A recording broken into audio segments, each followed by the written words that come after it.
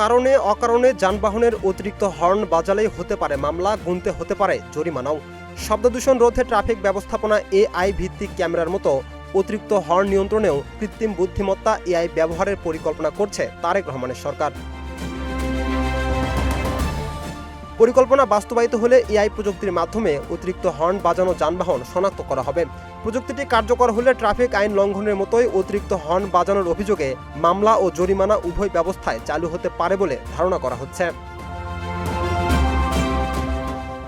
বিশেষ করে রাজধানী ঢাকায় কারণে অকারণে যানবাহনের অতিরিক্ত হর্ন বাজানো একদিকে যেমন শব্দদূষণ বাড়ে, তেমনি জনজীবন ও জনস্বাস্থ্যের উপরও এক দীর্ঘমেয়াদী নেতিবাচক প্রভাব ফেলে। দেশ জুড়ে যে কোনো কেনাকাটায় 10,000 টাকার বেশি অফার, তাই পেমেন্ট মানেই বিকাশ। এ প্রেক্ষাপটে রাজধানীতে অতিরিক্ত হর্নের ব্যবহার কিভাবে নিয়ন্ত্রণ করা যায় সে বিষয়ে বিস্তারিত আলোচনা হয়। এ সময় ট্রাফিক ব্যবস্থাপনায় ব্যবহৃত এআই ভিত্তিক ক্যামেরার আদলে অতিরিক্ত হর্ন নিয়ন্ত্রণেও কৃত্রিম বুদ্ধিমত্তা এআই প্রযুক্তি ব্যবহারের সম্ভাবনা নিয়ে আলোচনা হয়।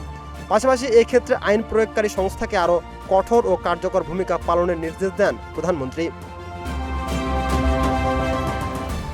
আলোচনায় ইটভাটার কারণে সৃষ্ট বায়ু দূষণ রোধে দ্রুত কার্যকর ব্যবস্থা গ্রহণ এবং পরিবেশ বান্ধব বিকল্প প্রযুক্তি ব্যবহারের উপর গুরুত্ব দিয়েছেন প্রধানমন্ত্রী।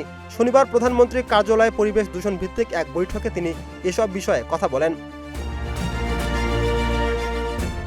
আলোচনায় রাজধানী ঢাকা থেকে ফিটনেসবিহীন মেয়াদ উত্তীর্ণ এবং পরিবেশ দূষণকারী বাস, ট্রাক ও অন্যান্য যানবাহন দ্রুত অপসারণে কার্যকর উদ্যোগ গ্রহণের উপর গুরুত্ব আরোপ করেন।